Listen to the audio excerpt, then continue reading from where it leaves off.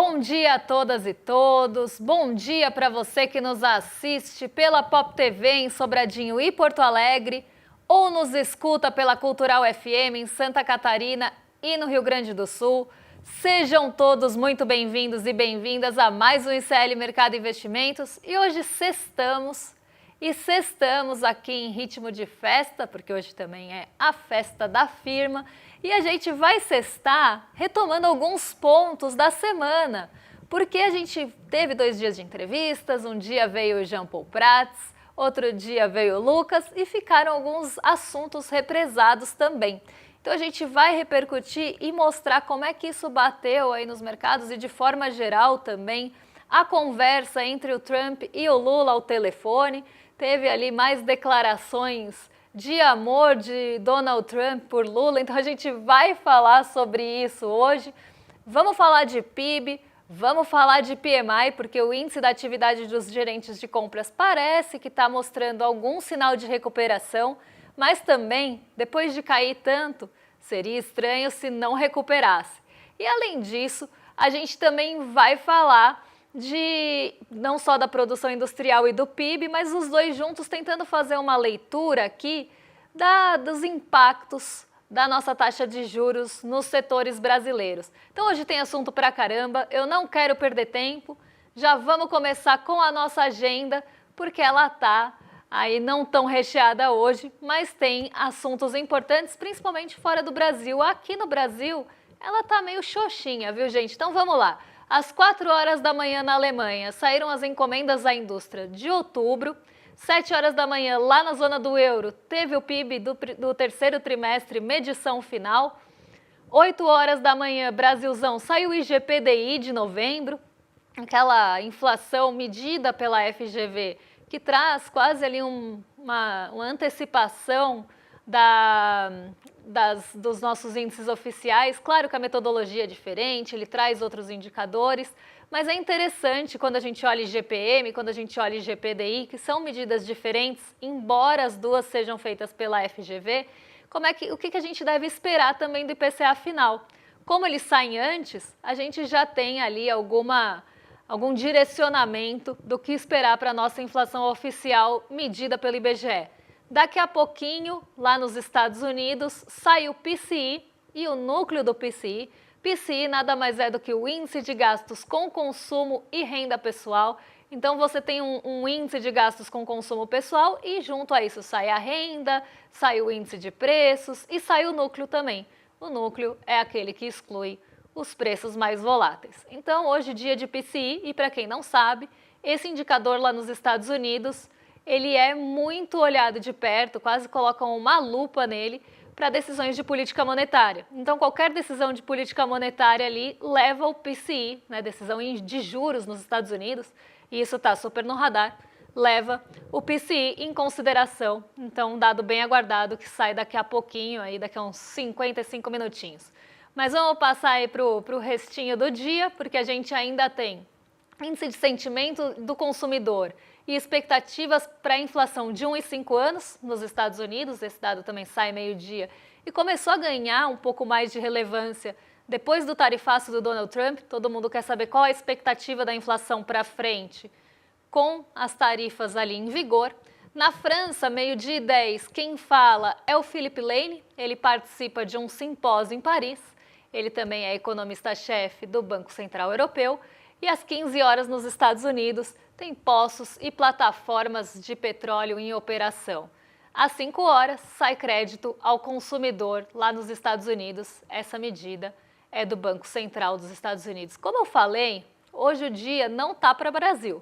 Tirando o IGPDI, uma outra coisa que pode acontecer aqui no Brasilzão, não temos muitos condutores. Então, de novo, a gente deve ficar meio que à mercê ali, meio que à deriva, vendo os ventos e os mares do exterior levarem a gente. E isso aconteceu também ontem, porque ontem nossa bolsa bateu um novo recorde, foi um dia de recorde no Ibovespa, não só um recorde intradiário, porque lá no meio do dia a gente chegou até a flertar com um patamar mais alto de pontuação na bolsa, mas um recorde de fechamento. Então, mais um novo recorde alcançado aqui na nossa Bolsa Brasileira, no nosso índice Bovespa, e um dia também de queda de dólar durante o dia, tá? Porque ele caiu, chegou a bater abaixo dos 5,30, mas depois voltou para a estabilidade e fechou no 0 a 0. Mas durante o dia, ele inclusive caiu para baixo desse patamar, que acaba sendo um patamar psicológico, o dos R$ 5,30, mas fechou aí em 5,31. Então, um dia positivo para a Bolsa e basicamente de queda do dólar o dia inteiro. E pela primeira vez, a gente passou, como está falando aqui a notícia do nosso site, a gente passou os 164 mil pontos. Por quê? O que deu esse fôlego? O que deu esse impulso? Então, vamos ver aqui como é que fica o fechamento de ontem, porque a gente já faz um apanhadão de tudo e amarra essas pontas. A gente teve alta de 1,67 aqui na nossa bolsa, chegando aos 164.456 pontos.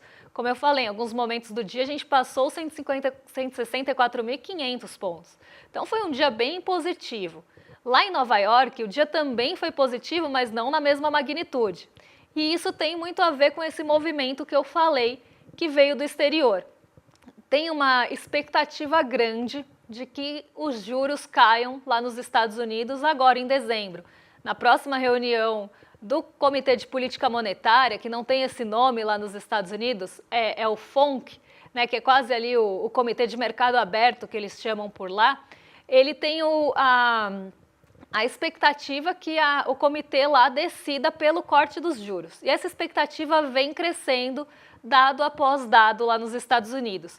E por isso o PCI, né, o índice de gastos com consumo, deve ficar tanto na centralidade hoje, porque ele vai ser mais um indício ou mais um embasamento, mais um alicerce para confirmar essa queda dos juros nos Estados Unidos, se ele vier, claro, dentro do esperado ou inclusive abaixo do esperado e trouxer realmente essa indicação.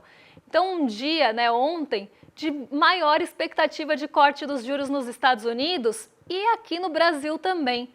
O PIB, né, a gente vai falar daqui a pouquinho dele, mas o PIB veio abaixo da projeção, ele veio abaixo do esperado, e por mais que ele tenha mostrado alguns setores, eu nem quero dar muito spoiler, tá, gente? Então não vou entrar tanto em detalhe aqui. Por mais que alguns setores tenham mostrado um pouco mais de força, outros mostraram fraqueza.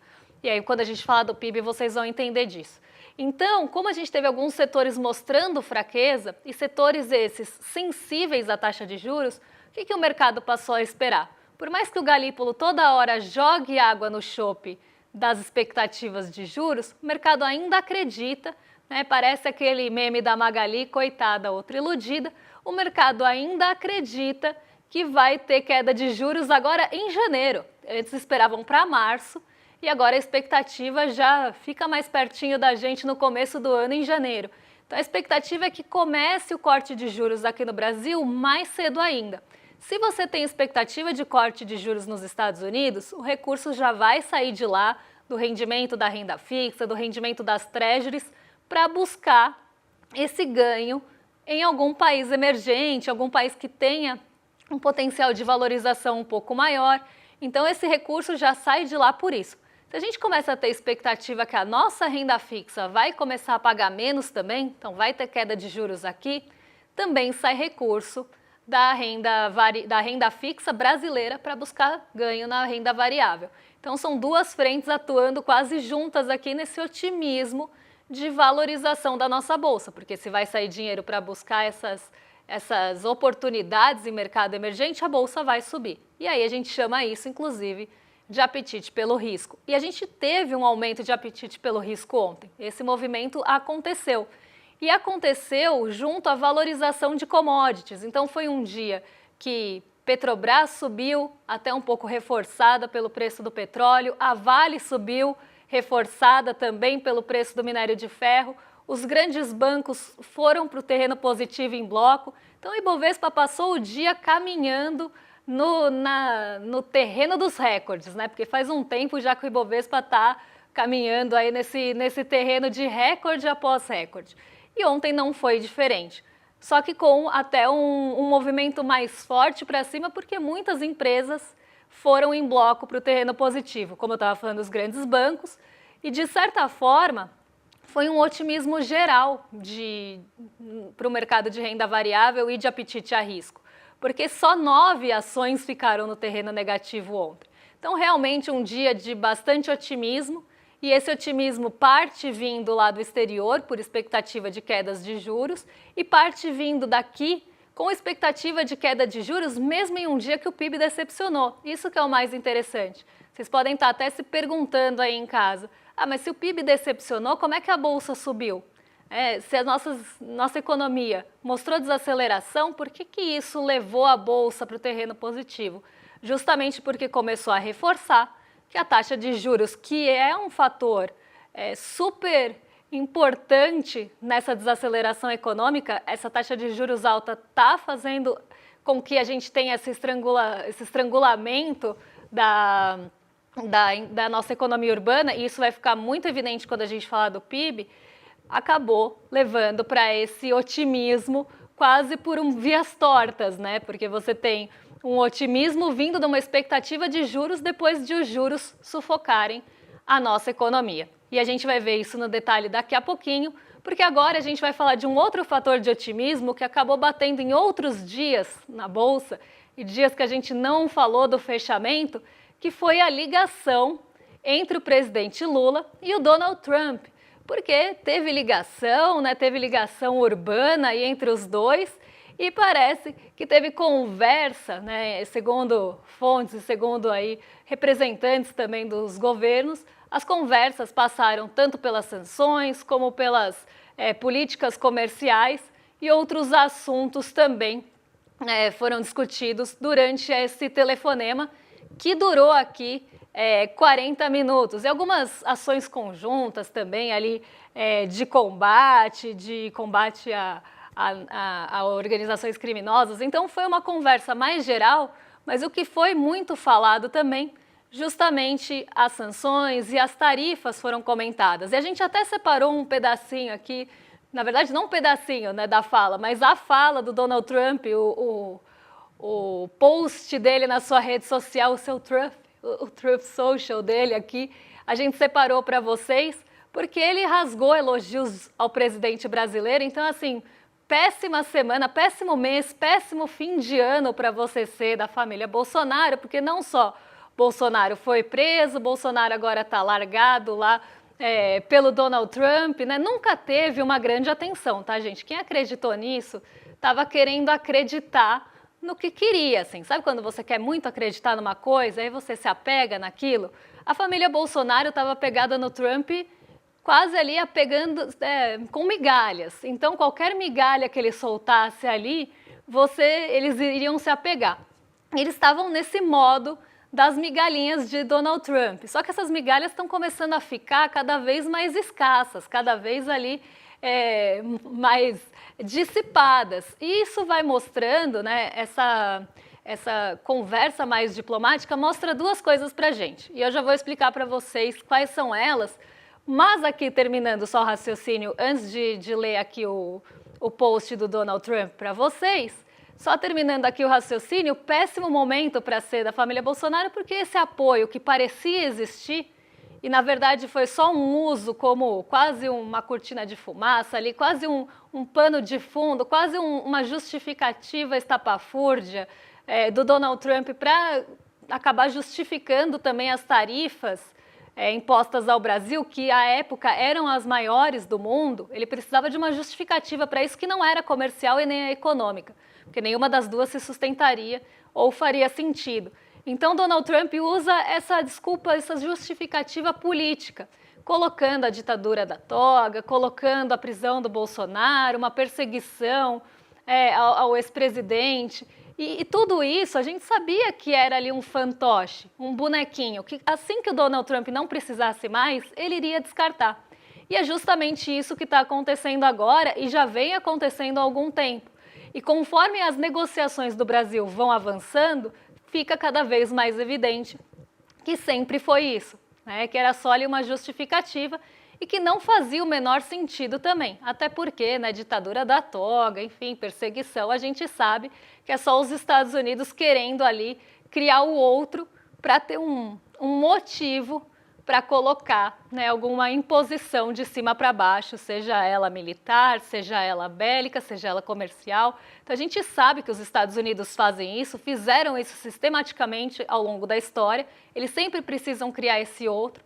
E no caso do Brasil, como não tinha muita justificativa, eles usaram o que deu. Só que assim que não foi mais conveniente, também descartaram como se fosse nada. E isso está ficando cada vez mais claro e agora a gente vai ler aqui o post de Donald Trump, que já deve estar na tela para vocês. Gente, sumi também aqui. Agora sim, tivemos uma ligação muito produtiva com o presidente Lula do Brasil.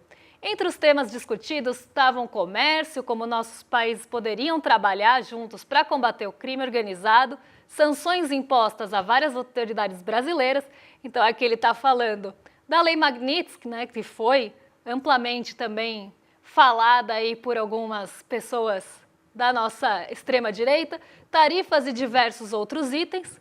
O presidente Lula e eu estabelecemos uma relação em uma reunião que ocorreu nas Nações Unidas. Então ele voltou lá na química, né? Ele quis relembrar a química lá da ONU, daquele encontro que aconteceu nas Nações Unidas. Então ele está falando, a gente estabeleceu uma relação na reunião que ocorreu nas Nações Unidas. Acredito que isso preparou o terreno para um diálogo e acordo muito bons por muito tempo. Estou ansioso para vê-lo novamente e conversar com ele em breve. Muito de bom virá dessa parceria recém-formada. E aqui eu quero falar duas coisas, tá? Eu acho que são duas coisas importantes. Primeiro é esse enfraquecimento dessa narrativa, dessa historinha, dessa justificativa que colocava o Jair Bolsonaro, a ditadura da toga, toda essa questão da Lei Magnitsky também, que foi um fator de pressão e que não funcionou aqui no Brasil, então um fator de pressão para, inclusive, a conversa acontecer de outra forma em relação às tarifas colocadas pelos Estados Unidos aos produtos exportados aqui do Brasil. Então, por mais que tivesse essa pressão, isso não funcionou. Então, uma parte é esse enfraquecimento, não só do tarifaço, mas também de toda essa história que foi contada, que é o que eu comecei falando. O segundo ponto, eu vejo aqui quase como aquele xadrez geopolítico que a gente sempre fala. Quando o Donald Trump começa a ter essas atitudes de jogar ali os países para o colo da China, porque é isso que ele foi fazendo. Conforme ele colocava uma tarifa injustificável, conforme você cria ali mais animosidade na sua relação com aquele país, mais a China estava se aproximando dos países, principalmente dos países dos BRICS. Então, quando ele coloca uma tarifa de exportação ou de importação, né, depende do lado que você está vendo, então uma tarifa de importação do lado do caso dos Estados Unidos, em relação aos produtos brasileiros, sem uma justificativa comercial e econômica plausível, ele vai fazer com que a China se aproxime cada vez mais do Brasil. Já é muito próxima, já é um parceiro comercial importante, maior parceiro comercial do Brasil, e você joga cada vez mais para o terreno ali ao lado. Quando você faz isso com a Índia também, porque ele fez a mesma coisa com a Índia por conta do óleo russo, quando você impõe uma tarifa com essa justificativa, depois de inclusive ter conversado com a Índia, e lá não tem nem a justificativa política, porque tem alinhamento político, ele também foi jogando cada vez mais a Índia para o colo da China. E depois ficou chateado, falou, vai lá com seus amiguinhos, não quero saber, então vai lá com eles, sejam muito felizes, ele falou. Então ele começou a ver também que as atitudes que ele vinha tomando estavam cada vez mais deixando terreno fértil para a China. E agora parece que ele volta um pouco atrás, e o Trump sempre volta atrás, não é à toa que tem o taco.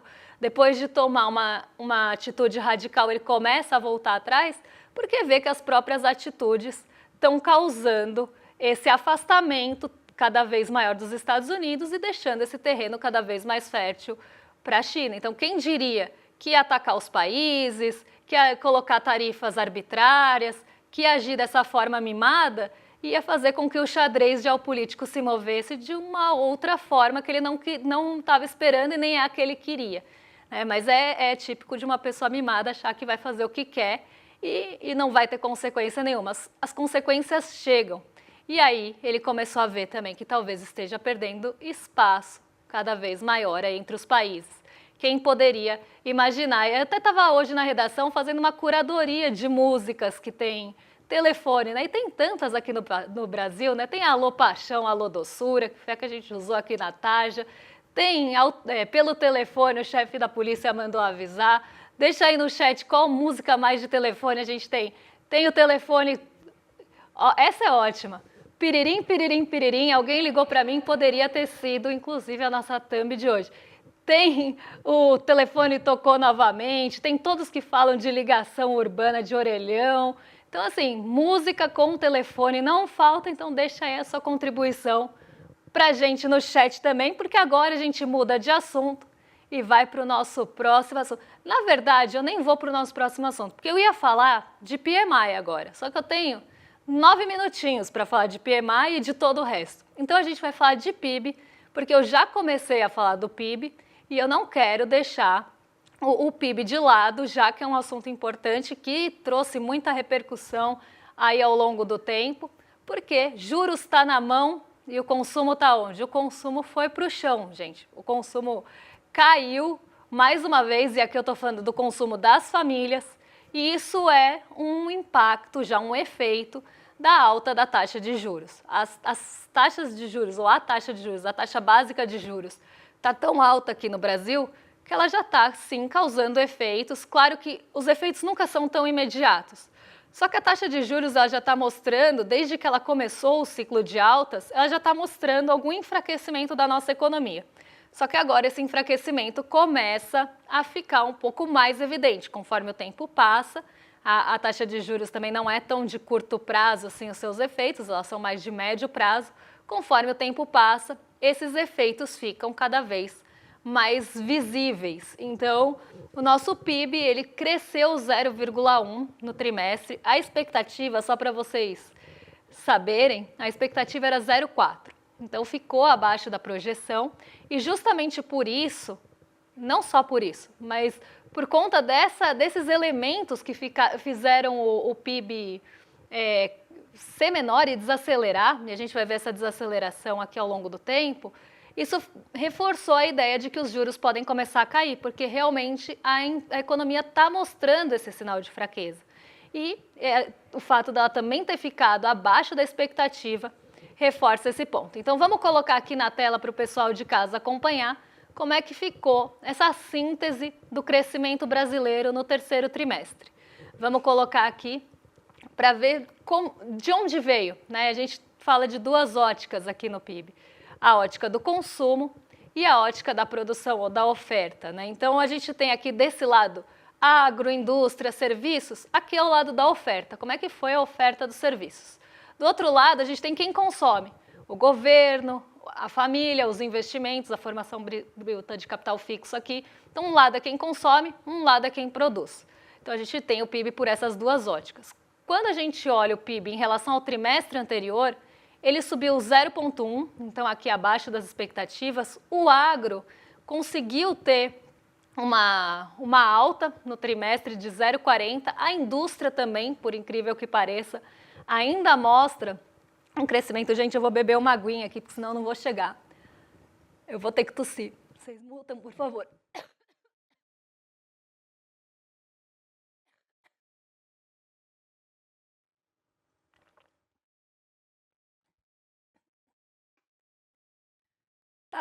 Tá todo mundo péssimo, né?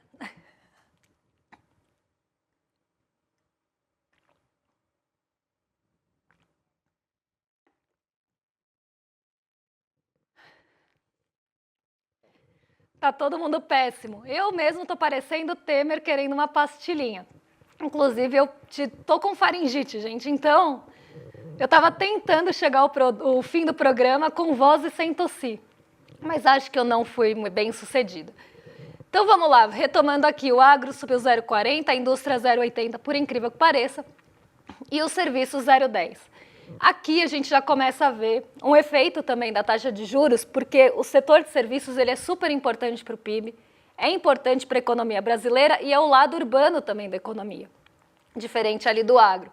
Então um crescimento, uma desaceleração dos serviços, ela começa a preocupar, mas não só isso, porque ela veio acompanhada de uma queda e de uma desaceleração do consumo das famílias, de 0,10 aqui. Então, um dia, né? Um dia, um trimestre. Agora eu perdi tudo, gente. Depois que eu tive a crise de tosse aqui, eu perdi tudo. Um trimestre ruim para o PIB. Não só porque ele desacelerou, mas porque esses componentes importantes e que são sensíveis a juros estão mostrando fraqueza.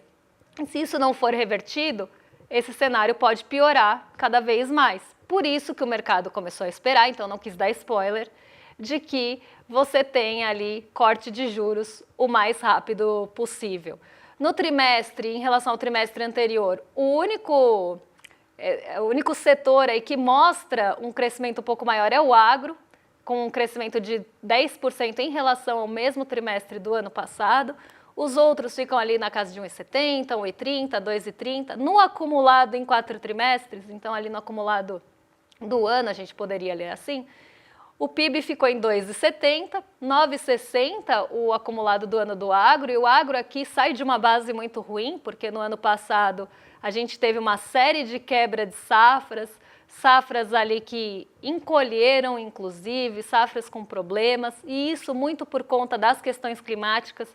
Então, quem poderia imaginar que o agro explorar a terra, explorar todos os recursos, inclusive humanos, passar por cima de todo mundo quando tem oportunidade, né? Não respeitar ali as comunidades que moram nas regiões, passar realmente por cima de tudo, queimar. Quem diria que isso poderia causar problemas climáticos que iriam no futuro prejudicar o próprio agro? Como eu sempre falo nesse assunto, karma is a bitch. Mas vamos continuar aqui, porque aí o agro sai de uma base muito ruim e volta para uma base, sai de uma base muito ruim e mostra a recuperação esse ano. A indústria 1,80, então apesar do crescimento nesse trimestre, quando a gente olha o acumulado não está tão bom assim o crescimento da indústria. 2,20 os serviços ainda mostrando algum fôlego, 6% o investimento, a formação bruta de capital fixo, e o consumo das famílias 2,10. Mas vamos ver o PIB ao longo do tempo, porque é aí que a gente consegue ver a desaceleração do crescimento brasileiro. A gente sai ali do terceiro trimestre de 2024, conhecido como o ano passado, então o terceiro trimestre do ano passado aqui, quando a gente vê Vou pegar o trimestre contra o trimestre anterior, que é a parte vermelhinha ali da barra, né? Você vê que ela está em 0,9, cai para 0,1, sobe um pouco para 1,5, né? Então, comparando aí, conforme os trimestres vão passando, como ele performou em relação ao trimestre anterior. Então, aqui 1,5 porque também vem de uma base ruim. 0,3 e 0,1. Então, já uma desaceleração nesses trimestres, últimos trimestres aqui, 2025 segundo trimestre, 2025 terceiro trimestre, já tem uma clara desaceleração, mas não só nessa comparação. Quando a gente olha o trimestre contra o trimestre do mesmo trimestre do ano anterior, a desaceleração também vai acontecendo, 4,1, 3,6, 3,1, 2,4, 1,8. Então, o trimestre em relação ao ano anterior também começou a desacelerar. E quando a gente pega ali os 4 trimestres, que seria quase o acumulado ali de ano, 3,1, 3,4, 3,6, 3,3, 2,7. Então, o PIB vem desacelerando e a gente pode usar várias métricas para mostrar isso ao longo do ano de 2025 e também já comparando ali com o fim do ano passado, vem numa trajetória de desaceleração. E aí que eu falo para vocês que são as garras da Selic alta, já mostrando os seus efeitos. Desde que a gente começa a ter o ciclo de alta e os efeitos desse ciclo de alta, o nosso PIB já está mostrando dificuldades e dificuldades ali de manter o ritmo. Porque ele pode até estar crescendo, mas ele está crescendo cada vez menos em comparação aos períodos anteriores. Então isso mostra a desaceleração da nossa economia como consequência da taxa de juros alta. Eu quero fazer um convite para vocês, porque a gente tem ainda matrículas abertas e vagas na nossa pós-graduação de Teoria Crítica da Sociedade. Então eu quero fazer um convite para vocês, se ainda está pensando, está naquela dúvida, entra e se inscreve aí, se você tiver a certeza, em iclmercado.com.br ou no QR Code aqui no cantinho, antes que as vagas acabem. Eu acredito que elas já estejam se encaminhando para o final, então se está com dúvida, está na hora de decidir se vai ou não fazer a nossa pós, que é uma pós que traz um monte de novidades, tem professores de fora, tem a parceria com o Milão, então realmente vai ser uma pós incrível também aí com a FESP de São Paulo. As matrículas ainda estão abertas, então dá tempo de você garantir a sua vaga. Agora, gente, eu me perdi. Agora eu... é verdade, porque hoje nós temos, antes de entregar para o rolê, nós temos uma pessoa que está nos deixando aqui no ICL, que é a Ju, que trabalha ali nas transmissões. Então, Ju, uma linda e excelente caminhada para você. Espero que todo esse tempo tenha sido aqui com a gente um tempo valioso. Um beijo, então, espero que nossa audiência mandem beijinhos aí para a Ju e boa sorte para ela nessa caminhada que começa agora. Beijo, Ju. Dessa vez ninguém passou na frente, hein? E agora sim, eu jogo para os nossos vizinhos de cima, vou arrastar aqui para cima, porque agora dessa vez não vou fazer fake news, porque ontem fiz fake news, falei que era André Uzeda e Laura Cote. Na verdade foi Laura Cote e Sara Zara.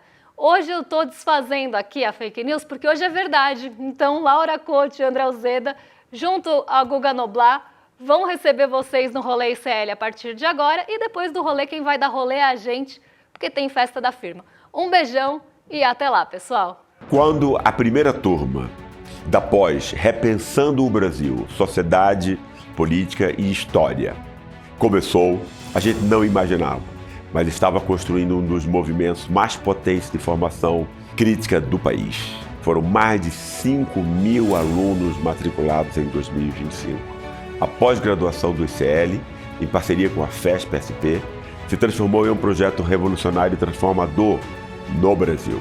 E o mais impressionante é que todos passaram a enxergar o Brasil de uma outra maneira, com método, com contexto, com profundidade. No dia 14 de dezembro, num domingo, às 8 horas, vamos abrir a nova turma de 2026 e as inscrições com condições exclusivas de lançamento. Essa é a sua chance de fazer parte dessa revolução no pensamento brasileiro, ao lado dos maiores intelectuais do nosso país. Você sabia que todos os nossos programas estão no Spotify? A notícia não pode parar e agora você pode acompanhar todos os nossos programas onde e quando quiser. Siga nossos canais no Spotify e tenha acesso ao Chico Pinheiro Entrevista, Desperta ICL, Rolê e muito mais. ICL no Spotify. Informação que te acompanha.